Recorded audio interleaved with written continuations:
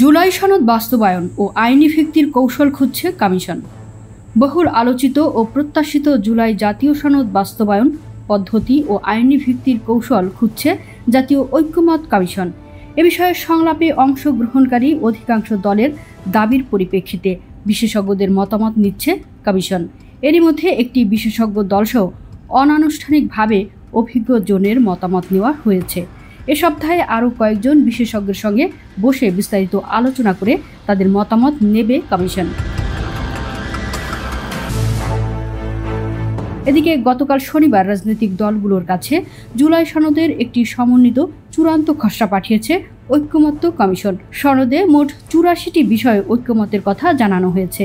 পাশাপাশি ৮ দফা অঙ্গীকারনামায় প্রথমেই বলা হয়েছে, দীর্ঘ ধারাবাহিক প্রক্রিয়ার মধ্য দিয়ে প্রণীত ও ঐক্যমত্যের ভিত্তিতে গৃহীত নতুন রাজনৈতিক বন্দোবস্ত এর দলিল হিসেবে জুলাই জাতীয় সনদ ২০২৫-এর পরিপূর্ণ বাস্তবায়ন নিশ্চিত করব।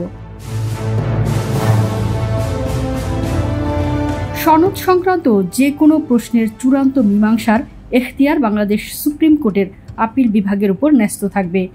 অঙ্গীকারনামার শেষ দফায় বলা হয়েছে, জুলাই জাতীয় সনদ ২০২৫-এর যেসব প্রস্তাব সুপারিশ অবিলম্বে বাস্তবায়নযোগ্য বলে বিবেচিত হবে, সেগুলো কোনো প্রকার কালক্ষেপণ না করেই পরবর্তী জাতীয় সংসদ নির্বাচনের আগে সরকার ও অন্যান্য সংশ্লিষ্ট কর্তৃপক্ষ সম্পূর্ণরূপে বাস্তবায়ন করবে।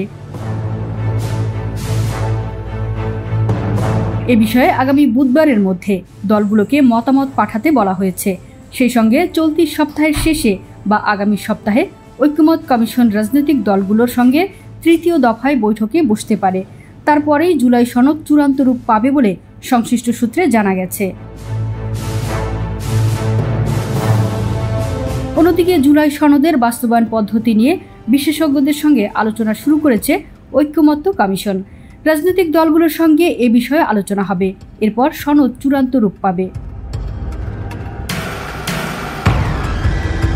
জানা যায়, ঐক্যমত্য কমিশন দ্বিতীয় দফায় ১৯টি বিষয়ে একমত হওয়ার কথা জানালেও বেশ কিছু ইস্যুতে কয়েকটি রাজনৈতিক দল নোট অফ ডিসেন্ট দিয়েছে।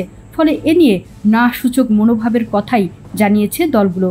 বিশেষ করে সংসদের উচ্চকক্ষে ১০০ আসন পিআর পদ্ধতি বা সংখ্যানুপাতিক হারে নির্বাচন করার বিষয়ে ঘোর আপত্তি জানিয়েছে বিএনপি। নোট অফ ডিসেন্ট সত্ত্বেও ১৯টি বিষয়ে একমত হওয়ার কথা জানায় ঐক্যমত কমিশন। ঐক্যমত হওয়া সংস্কার প্রস্তাবের উপর ভিত্তি করে জুলাই জাতীয় সনদ ২০২৫ ঘোষণা করার কথা জানিয়েছে সরকার।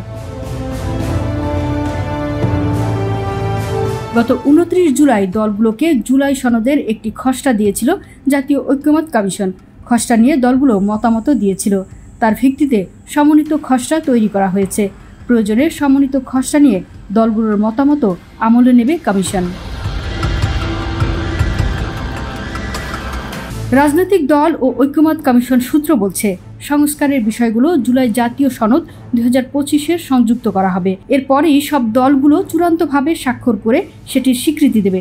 তবে তার আগেই জুলাই সনদ বাস্তবায়নে আইনি ভিত্তির দাবি তোলে বেশ কিছু দল। পরবর্তী সময়ে এ বিষয়ে সরকার ও কমিশনের পক্ষে উদ্যোগ নেওয়া হয়। প্রতিবেদনে মিতু রুকাইয়া, কণ্ঠে সুমনা সোমা, ওয়ার্ল্ড ভিউজ।